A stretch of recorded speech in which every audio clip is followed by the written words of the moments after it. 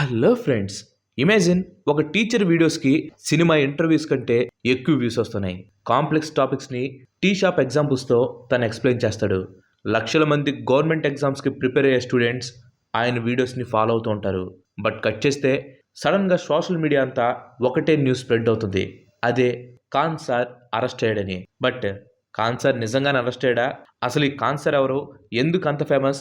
Students ఎందుకు ఆయన్ని అంతగా ఇష్టపడుతున్నారు? జరిగిన కాంట్రవర్సీస్ ఏంటి? రీసెంట్గా అరెస్ట్ అయిన రూమర్స్లో నిజమెంత ఉందో ఈ వీడియోలో మనం కంప్లీట్గా తెలుసుకుందాం. Let's get in to the show. First అసలు ఈ ఖాన్ సార్ ఎవరో మనం ఒకసారి చూద్దాం. ఖాన్ సార్ ఇండియాలో చాలా ఫేమస్ టీచర్ అండ్ యూట్యూబర్. యాక్చువల్గా ఆయన రియల్ నేమ్ కూడా చాలా మంది తెలియదు. చాలా వరకు ఫైజల్ ఖాన్ అని చెప్పి అంటూ ఉంటారు. అండ్ ఆయన పర్సనల్ డీటెయిల్స్ని ఆయన ఎప్పుడూ కూడా ఎక్కడ ఎక్కువగా అయితే రివీల్ చేయలేదు. ఈయన బీహార్లో పాట్నా సిటీలో ఖాన్ జిఎస్ రీసెర్చ్ సెంటర్ అనే ఒక కోచింగ్ ఇన్స్టిట్యూట్ని రన్ చేస్తూ ఉంటారు. ఇప్పుడు క్వశ్చన్ ఏంటంటే, ఇండియాలో వేల కొద్ది టీచర్స్ ఉన్నారు, కానీ ఖాన్ సారే ఎందుకు డిఫరెంట్ అని. సింపుల్, ఆయన టీచింగ్ స్టైల్ కంప్లీట్గా డిఫరెంట్గా ఉంటుంది. ఫార్మల్గా బోరింగ్ లెక్చర్స్ అసలే ఎవరో ఫ్రెండ్స్తో మాట్లాడినట్టు తను ఎక్స్ప్లెయిన్ చేస్తూ ఉంటారు. ఇంగ్లీష్ హార్డ్గా ఉండదు. Simple language, funny examples, local slang and practical ఎగ్జాంపుల్స్ని అని చెప్తూ ఉంటారు.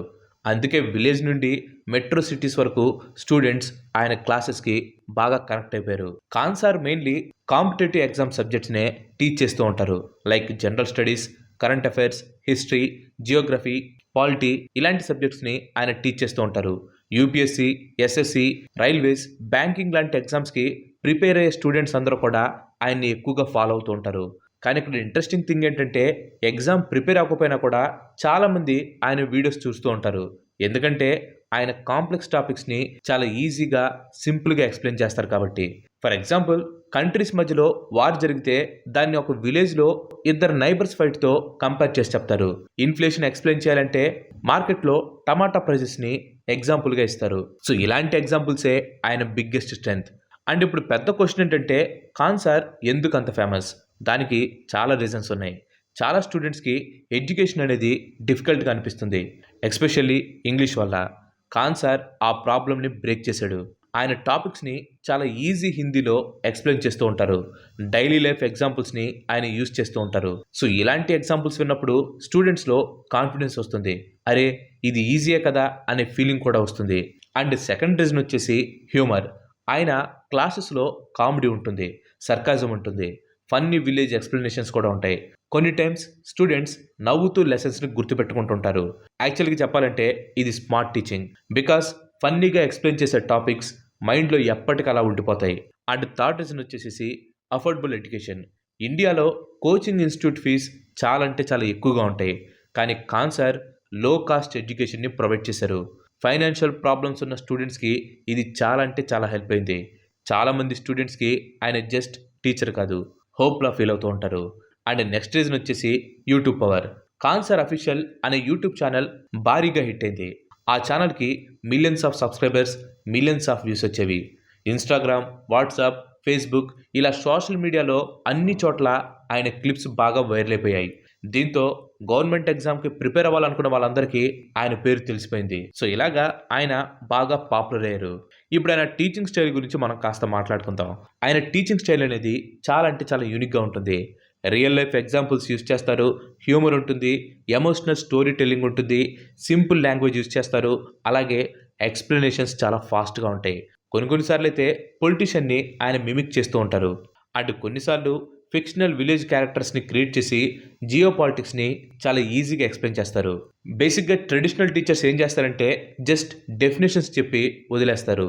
కానీ ఖాన్ సార్ కాన్సెప్ట్స్ అర్థమయ్యేలాగా సింపుల్ ఎగ్జాంపుల్స్ తీసుకొని ఎక్స్ప్లెయిన్ చేస్తూ ఉంటారు. అందుకే స్టూడెంట్స్కి ఆయన చాలా రిలేటబుల్గా అనిపిస్తారు. కానీ ఎక్కువ ఫేమ్ వచ్చినప్పుడు కాంట్రవర్సీస్ కూడా ఎక్కువగా వస్తాయి. ఖాన్ సార్ పైన కూడా అలాగే చాలా కాంట్రవర్సీస్ వచ్చాయి. కొంతమంది ఆయన జోక్స్ అండ్ లాంగ్వేజ్ని క్రిటిసైజ్ చేయడం మొదలుపెట్టారు. కొన్ని ఎగ్జాంపుల్స్ అయితే అఫెన్సివ్గా ఉంటాయని చెప్పి కొంతమంది చెప్పుకొచ్చారు. కానీ సపోర్టర్స్ మాత్రం అది ఆయన న్యాచురల్ టీచింగ్ స్టైల్ అని చెప్పి ఆయన డిఫెండ్ చేయడం మొదలుపెట్టారు. కరెంట్ అఫైర్స్ అండ్ పాలిటిక్స్ గురించి మాట్లాడటం వలన కొన్ని స్టేట్మెంట్స్ ఆన్లైన్లో డిబేట్స్ని క్రియేట్ చేశాయి. మిలియన్స్ ఆఫ్ ఫాలోవర్స్ ఉన్న వాళ్ళకి వాళ్ళు చేసే స్మాల్ కామెంట్స్ కూడా చాలా ఫాస్ట్గా స్ప్రెడ్ అయిపోయి వైరల్ అయిపోతూ ఉంటాయి. అండ్ ఇంకో కాంట్రవర్సీ ఆయన రియల్ ఐడెంటిటీ గురించి. కానీ ఇవన్నీ కూడా ఆయన పట్టించుకోడు. ఆయన మోస్ట్లీ తన పర్సనల్ మ్యాటర్స్ని అవాయిడ్ చేస్తూ ఉంటారు. ఫోకస్ మొత్తం అంతా కూడా టీచింగ్ మీదే పెడుతూ ఉంటారు. అండ్ కాన్సర్ పైన స్టూడెంట్స్కి అంత లవ్ అండ్ ఎఫెక్షన్ రావడానికి ఇంకొక మెయిన్ రీజన్ ఆయన పెట్టిన హాస్పిటల్. ఆ హాస్పిటల్లో చాలా అంటే చాలా తక్కువ రేటుకి వైద్యాన్ని అందిస్తూ ఉంటారు. అలాగే క్యాన్సర్ పేషెంట్స్కి కేవలం ₹1,00,000కే ఆ హాస్పిటల్లో ట్రీట్మెంట్ చేయడం జరుగుతుంది. సో దీనివల్ల కేవలం స్టూడెంట్స్కి కాదు, అక్కడుండే ప్రజలకు కూడా కాన్సర్ అంటే బాగా అభిమానం. ఇప్పుడు రీసెంట్గా జరిగిన ఇష్యూ గురించి మనం మాట్లాడుకుందాం. సడన్గా సోషల్ మీడియాలో ఒక న్యూస్ అయితే బాగా స్ప్రెడ్ అయింది. అదే కాన్సర్ అరెస్ట్ అయ్యారని. YouTube thumbnails, reels, Facebook post ఎక్కడ చూసినా కానీ ఇవే కనిపిస్తూ ఉన్నాయి. కాన్సర్ని ఫాలో అవుతున్న స్టూడెంట్స్ అందరికీ ఈ న్యూస్ చూశాక టెన్షన్ స్టార్ట్ అయింది. బట్ యాక్చువల్గా ఏం జరిగింది? రిపోర్ట్స్ ప్రకారం పాట్నాలోని ఆయన ఇన్స్టిట్యూట్ దగ్గర ఒక వైలెన్స్ ఇన్సిడెంట్ అయితే జరిగింది. జూన్ 2వ తారీఖు రాత్రి పాట్నాలో ఉన్న కాన్సర్ కోచింగ్ సెంటర్ దగ్గర కొంతమంది వ్యక్తులు దాడి చేసినట్లు సమాచారం అయితే వచ్చింది. వాళ్ళు రాళ్లు విసిరి ఆస్తులను ధ్వంసం చేసి అక్కడున్న సెక్యూరిటీ గార్డ్ పైన కూడా దాడి చేశారని చెప్పి పోలీసులు తెలిపారు. బట్ ఈ దాడి వెనుకున్న కారణం ఏంటి? చాలామంది టీవీ యాంకర్తో జరిగిన డిబేట్ వలన ఈ ఘటన జరిగిందని చెప్పి అనుకుంటున్నారు. అసలు ఇంతకీ ఆ టీవీ యాంకర్తో జరిగిన గొడవ ఏంటో ఒకసారి చూద్దాం. ఈ విషయం గురించి తెలుసుకునే ముందు ఇంతవరకు ఈ వీడియో చూసారంటే ఈ వీడియో మీకు ఇంట్రెస్టింగ్ అనిపిస్తుంది అనుకుంటున్నాను. మీకు కనుక నచ్చినట్లయితే ఈ వీడియోని ఖచ్చితంగా లైక్ చేయండి.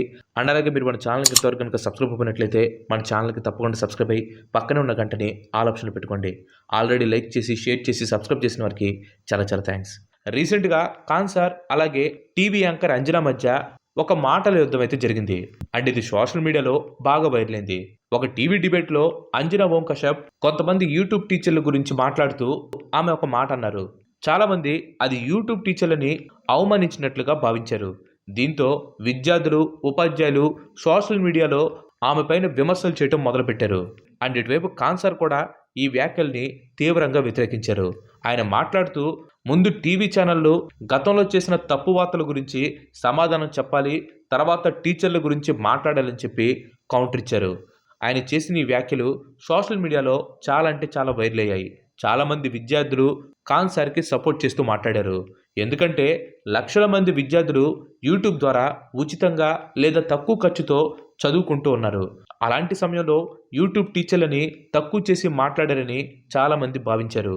మరోవైపు కొందరు మాత్రం అంజనా అందరి టీచర్లని కాకుండా కేవలం కొంతమంది స్కామ్ చేసే యూట్యూబర్ల గురించి మాత్రమే ఉద్దేశించి మాట్లాడిందని చెప్పి చెప్పుకుంటూ వచ్చారు. సో ఈ విధంగా TV media versus digital educators అనే చర్చకు ఇది దారితీసింది. ఒకవైపు టీవీ మీడియా, మరోవైపు యూట్యూబ్ టీచర్లు, ఇద్దరి మధ్య మాటల యుద్ధంగా ఈ విషయంతో మారింది. బట్ ఈ గొడవకి కాన్సర్ ఇన్స్టిట్యూట్ పైన జరిగిన దాడికి సంబంధం ఉందా అంటే పోలీసులు లేదని చెప్తున్నారు. ప్రాథమిక విచారణలో ఇది 2 కోచింగ్ సంస్థల మధ్య ఉన్న పోటీ కారణంగానే జరిగి ఉండొచ్చని చెప్పి పోలీసులు అనుమానించారు. ఈ కేసులో మరో కోచింగ్ సెంటర్కు చెందిన డైరెక్టర్తో సహా కొంతమందిని పోలీసులు అయితే అరెస్ట్ చేశారు. కాన్సర్ మాట్లాడుతూ తను తక్కువ ఫీజుతో విద్యను అందిస్తున్నందున కొంతమంది ఆపోజిట్ కోచింగ్ ఇన్స్టిట్యూట్స్ అసంతృప్తిగా ఉన్నాయని, ఈ దాడి వెనక వారి పాత్ర ఉండొచ్చని చెప్పి తను ఆరోపణ అయితే చేశాడు. అయితే దీనిని కూడా పోలీసులు ఇంకా అధికారంగా అయితే నిర్ధారించలేదు. బట్ తర్వాత ఈ కేసులో ఒక మలుపు వచ్చింది. మొదట కాన్సర్ బాధితుడిగా కనిపించిన తర్వాత దర్యాప్తులో కొన్ని సీసీటీవీ వీడియోలు అయితే బయటకు వచ్చాయి. ఆ వీడియోల ఆధారంగా కాన్సర్ ఇన్స్టిట్యూట్కి చెందిన 2 గార్డులను పోలీసులు అరెస్ట్ చేశారు. ఆ తర్వాత వాళ్ళు ఇచ్చిన స్టేట్మెంట్ ఆధారంగా కాన్సర్ పైన కూడా ఎఫ్ఐఆర్ని అయితే నమోదు చేశారంట. ప్రస్తుతం పోలీసులు ఈ విషయంపై దర్యాప్తు అయితే చేస్తున్నారు. ఇంకా కోర్టు ఎలాంటి తీర్పు అయితే అవ్వలేదు. So as of now cancer అఫీషియల్గా అరెస్ట్ అయ్యారని చెప్పి స్ట్రాంగ్ కన్ఫర్మేషన్ అయితే లేదు. కానీ సోషల్ మీడియాలో మాత్రం కాన్సర్ అరెస్ట్ అయిపోయారని చెప్పి న్యూస్లు అయితే స్ప్రెడ్ చేస్తున్నారు. అండ్ మిలియన్స్ ఆఫ్ పీపుల్ దీన్ని నమ్మారు కూడా. బట్ ఇంత కాంట్రవర్సీస్ ఉన్నా కూడా స్టూడెంట్స్ మాత్రం కాన్సర్ని స్ట్రాంగ్గా సపోర్ట్ చేస్తున్నారు. ఎందుకంటే చాలామంది స్టూడెంట్స్ జెన్యున్గా కాన్సర్ తమకు హెల్ప్ చేశారని చెప్పి ఫీల్ అవుతున్నారు. కొంతమంది ఎగ్జామ్స్ క్లియర్ చేసామని, సబ్జెక్ట్స్ ఫస్ట్ టైం అర్థమయ్యాయని, లో కాస్ట్ కోచింగ్ వల్ల బాగా ప్రిపేర్ అవ్వగలిగామని చెప్పుకుంటూ వచ్చారు. ఇండియాలో టీచర్ స్టూడెంట్ బాండ్ అనేది చాలా అంటే చాలా ఎమోషనల్లీ స్ట్రాంగ్గా ఉంటుంది. అందుకే ఆయన ఫాలోవర్స్ ఆయన స్ట్రాంగ్గా సపోర్ట్ చేస్తూ వచ్చారు. అండ్ ఈ స్టోరీ మనకి ఇంకొక ఇంపార్టెంట్ లెసన్ కూడా చెప్పింది. ఈ రోజుల్లో టీచర్స్ జస్ట్ టీచర్స్ కాదు. ముఖ్యంగా సోషల్ మీడియాలో ఉండే టీచర్స్ జస్ట్ టీచర్స్ అయితే కాదు, వాళ్ళు ఇన్ఫ్లుయెన్సర్స్.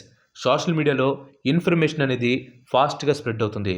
కానీ మిస్ఇన్ఫర్మేషన్ ఇంకా చాలా అంటే చాలా ఫాస్ట్గా స్ప్రెడ్ అవుతుంది. కాబట్టి మనకి ఏదైనా న్యూస్ వచ్చినప్పుడు మనం దాన్ని వెరిఫై చేసుకోవాలి. ఫేక్ థంబ్‌నెయిల్స్ చూసి వెంటనే దాన్ని నమ్మేయకూడదు. అఫీషియల్ కన్ఫర్మేషన్ వచ్చిన తర్వాత మాత్రమే దాన్ని మనం నమ్మాలి. దీని మీద మీ ఒపీనియన్ ఏంటో ఖచ్చితంగా కింద కామెంట్ చేయండి.